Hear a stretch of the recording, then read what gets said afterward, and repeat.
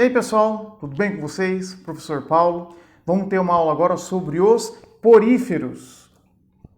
Bom, quem são os poríferos? Como o nome já diz, são os animais muito primitivos que portam poros em seus corpos.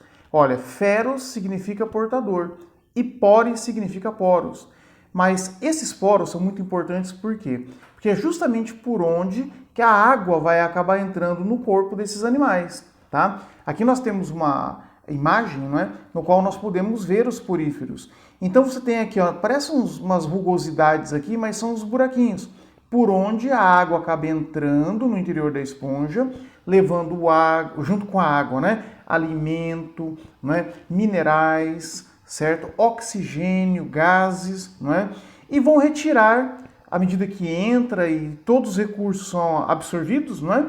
Também a esponja vai aproveitar a água que vai sair do seu corpo para eliminar suas toxinas, né? Através de um orifício maior aqui na extremidade, chamado ósculo. Olha que interessante. Então, é muito comum os alunos acharem que a água vai entrar aqui pelo ósculo, por essa abertura, mas não é. A água ela vai sair pelo ósculo, né? O caminho da água numa esponja, ela vai entrar pelos poros, pelos milhares de poros que existem ao longo do seu corpo, e toda essa água vai sair aqui, ó, né, pelo ósculo, tá? Então tá aí. Bom, vamos falar um pouquinho das características gerais com vocês aí de quem? Dos poríferos, tá? São animais parazoários. Sendo animais parazoários, eles estão ao lado da evolução normal que a gente estuda, né, em biologia. Por que eles estão? Não tem tecidos organizados no seu corpo, ok? Então, esse grupo de animais é muito importante porque é um grupo que não vai ter tecidos característicos, não terá tecidos organizados, tá? Também, se não tem tecidos organizados, é óbvio, não vai ter celoma também. Tá? Então são animais chamados de acelomados, né? Não tem sistema nervoso, são aneuromiários, né? Lembra dos radicais gregos e latinos? Aparece a letrinha A aqui na frente, ó, significa que não vai ter, tá? Ó, possui milhares de poros no seu corpo, como nós comentamos com vocês, né? São aquáticos e principalmente marinhos. Existe uma única família de água doce, chamado Espongylidae, ok? Então, essa é a família que você pode encontrar em água doce. No mais, nós vamos ter todas as outras pertencentes a ambientes marinhos, tá? Bom, o que você vai ter aí também? A questão da simetria, né? Possui simetria radial ou até mesmo existem esponjas que são assimétricas, tá? Isso é muito importante. Não possuem gônadas, porque eles não têm tecido organizado, lembram? Mas eles vão ter gametas, tá? Então nós temos células especiais, que nós vamos falar daqui a pouco para vocês, que vão originar aí os gametas, tá bom? Belezinha.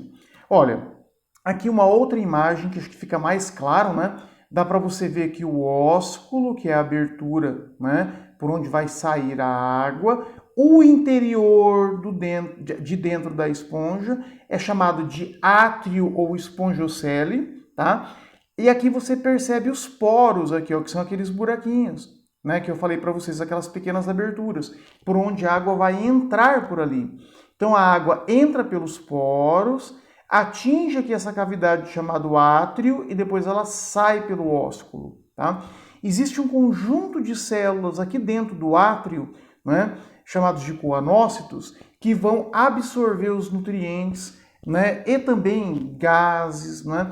E toda essa movimentação de água que existe ali, né, vai ser absorvida, vai ser utilizada, né, por essas células chamadas coanócitos, ok?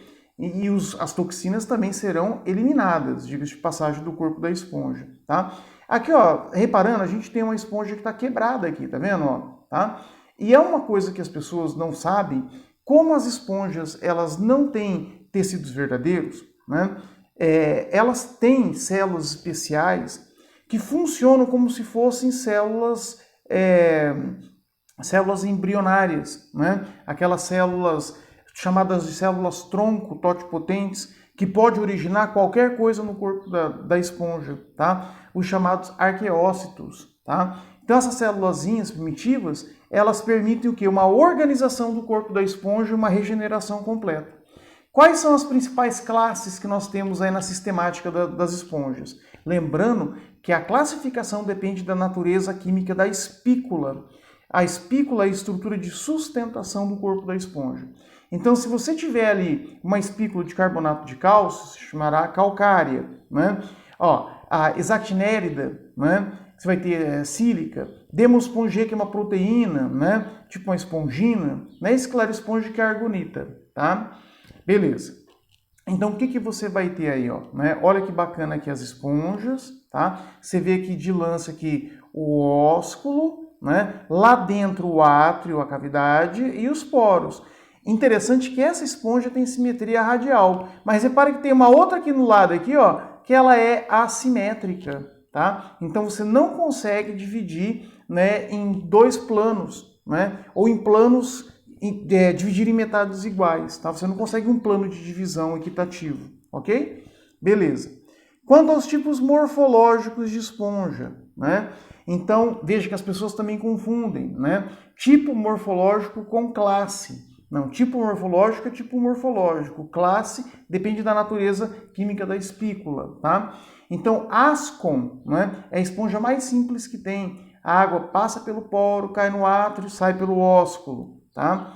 Aí você tem a esponja sicon, no qual já ocorreu, né, um dobramento, né? Você acaba tendo, na verdade, canais por onde essa água vão passar antes de atingir o átrio.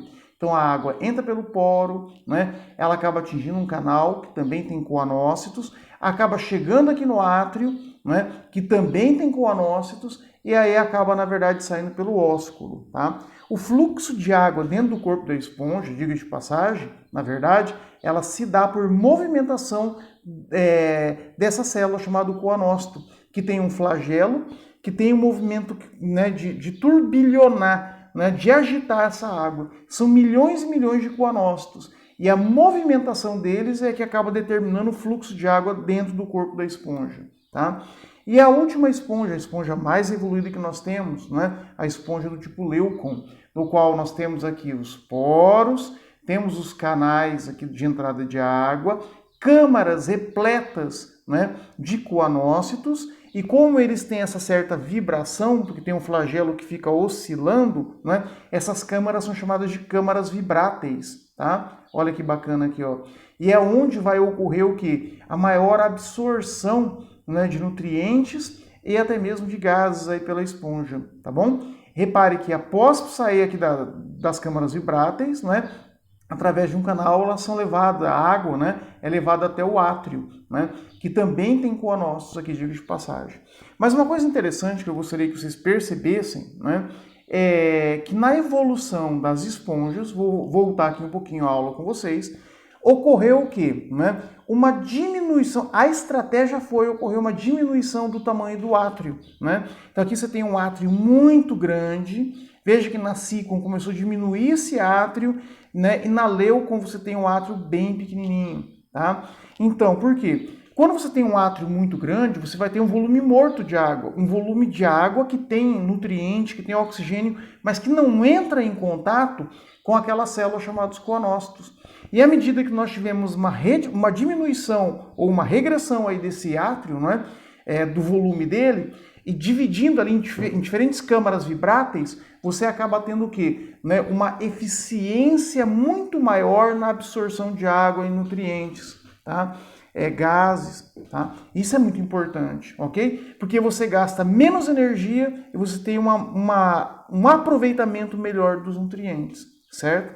Então, a evolução das esponjas se deu nesse sentido, tá? Assim você economiza energia e absorve muito mais nutrientes. Olha aí, mostrando uma esponja para vocês, né, do tipo leucon, tá? Olha que bacana. Inclusive, em alguns países, gente, existe um comércio dessas esponjas, né? Aquelas que têm esqueleto de espongina, que na verdade é uma proteína, elas são macias e elas são utilizadas para venda, né? O pessoal toma banho, né? Então existe uma tradição aí. Elas são bem macias, elas são muito agradáveis para você tomar banho, né? Entretanto, nós sabemos também que tem que ter uma fiscalização desse tipo de comércio, né? Por quê? Porque você pode depredar o meio ambiente. São organismos, são animais, fazem parte do ecossistema, existe um equilíbrio nesse ambiente, né? E repare que as esponjas, elas não são baratas, tá? Então, às vezes, você vai pagar ali, às vezes, né, algumas dezenas de euros, né? Diga de passagem. Bom, quando a gente fala dos tipos celulares, então, das esponjas, olha que interessante aqui, pessoal. Não sei se vocês estão reparando aqui, ó. Aqui é uma esponja, né, do tipo Ascom, portanto, né? Então, a água entra pelo poro, acaba chegando aqui no átrio e sai pelo ósculo. Mas olha que interessante que você vai ter aqui uma célula especial na entrada, que é o porócito, tá? Então existe uma célula chamada porócito que permite a entrada de água, tá? E aí você vai perceber que você tem um conjunto de células. Essas células que fazem ali como se fosse um tegumento, né, no corpo da esponja, elas são chamadas de pinacócitos, tá? Então são células que na verdade formam o revestimento. Mas Paulão, isso não posso dizer que é um tecido de revestimento? Então, você falou que não tinha tecido, agora está mostrando que as células formam uma estrutura de revestimento, não é? Na verdade, não é um tecido verdadeiro. Quando você pega o tecido de revestimento dos organismos vivos, você percebe que existe uma interação entre as células, tá? Você vai ter plasmodesmos, certo? Dependendo do tecido, você tem interdigitações, tá? Então você acaba tendo vários tipos, né, de interações celulares. Nesse caso aqui você não vai ter essas interações, tá? As células estão apenas encostadas umas nas outras, mas elas estão interagindo de forma comum a outros tecidos verdadeiros, tá? Diga-se de passagem. Então aqui, ó, no meio, certo? Do corpo da esponja, você vai encontrar aqui as espículas, né, que vão formar o que? No conjunto delas, como se fossem legos, elas acabam determinando uma estrutura de sustentação, né, que você vai ver daqui a pouquinho. Posso até mostrar agora aqui já para vocês, ó. Né, tá vendo aqui, ó? Então aqui foi feito um tratamento, você só está enxergando as espículas, o conjunto das espículas formando, entre aspas, né, essa estrutura de sustentação no corpo da esponja, né? Então imagina que milhões de espículas elas vão interagindo para formar, né, o formato do corpo da esponja. Olha que interessante, tá? Então, na verdade, é um esqueleto que ele é montado, entre aspas, né, por união de peças. E essas estruturas são chamadas o quê? Pinacócitos, tá? Aliás, espículas, ok? Espículas. Pinacócito forma o revestimento, tá? Então são as espículas. Beleza, pessoal, o que nós temos ainda mais aí? Aqui não está mostrando para vocês, mas logo abaixo, tá? Aqui, ó, tá bem pequenininho, né? Tá difícil de enxergar aqui, ó. Tem o coanócito e tem o marronzinho aqui, ó, tá vendo, ó? São os amebócitos, tá? Os amebócitos são células que foram originadas pelos arqueócitos e elas têm a função do que? Como elas têm movimentos ameboides, daí o nome delas amebócitos, né? Elas conseguem fazer a defesa do corpo da esponja. Porque o animal está filtrando, mas de repente entra ali uma bactéria, um fungo agressivo, alguma coisa. Então, automaticamente você tem uma linha de defesa logo abaixo das células que estão fazendo essa captação de nutrientes. Caso alguma coisa dê errado, o amebócito entra em ação em defesa da esponja, tá? Beleza. E aqui os coanócitos, né? Os coanócitos, nossa, tem muitas funções, hein, gente? Os coanócitos têm. Os coanócitos, eles trabalham promovendo o fluxo de água, né? Os gametas que são produzidos e vão ser eliminados, né? Exemplo, os espermatozoides, né? Eles automaticamente eles são levados aqui pelo fluxo de água. Então você pode dizer que também a questão do transporte de gametas, né? A eliminação desses gametas é determinante do movimento dos coanócitos, desse fluxo de água. Captação de nutrientes, trocas gasosas, tá? Então, tudo isso aí o coanócito ele acaba determinando, né? Então, é a célula mais importante no corpo da esponja, em termos de funções, versatilidade, né? Seriam ali os coanócitos, tá? Então, muito importante. Aqui está bem representado aqui para vocês, dá para você enxergar aqui, tá? Beleza. Então, aqui em detalhe, aqui, ó, por exemplo, aqui um coanócito, tá? E você está vendo, até ela atua até na defesa também, tá? Além de ter o amebócito ali, caso dê alguma coisa errada, né? Então, tecnicamente, ele vai englobar, né, pequenos organismos e vai fazer a fagocitose desses indivíduos, tá? Então, automaticamente você tem a alimentação e até mesmo numa escala menor ali, né, a defesa do corpo, tá bom? Então, bem interessante. Olha aqui que detalhe aqui, o flagelo, tá vendo aqui, ó? É a vibração desse flagelo que causa um turbilhão de água. Mas como que é essa vibração desse flagelo, Paulão? Ora, a vibração desse flagelo é simplesmente, gente, igual quando você liga um liquidificador. O movimento da hélice não vai formar um turbilhão, que forma um redemoinho, que leva todas as coisinhas que você joga no liquidificador em direção das hélices? Então seria esse papel desse flagelo, tá? Aí o esqueletinho, né, que é formado pelo conjunto das espículas, né, olha aqui a espículazinha em detalhe, certo? Lembrando que a natureza química dessas espículas que vai indicar, né, a classificação, a sistemática das esponjas, tá? Que nós já dissemos isso aí agora há pouco, tá? Olha que bacana aqui, ó, você olhando por dentro aqui, ó, da esponja, né, você vê o átrio ali dentro. Consegue imaginar que todas aquelas células que eu mostrei para vocês, principalmente os coanócitos, né, que estão em contato direto aqui com o átrio, eles estão aqui dentro, aqui, ó. Claro, né, gente, você não vai enxergar porque isso é microscópico, mas se você pudesse tirar um pedacinho, uma amostra, né, você iria enxergar essas célulazinhas no microscópio, com certeza, tá bom?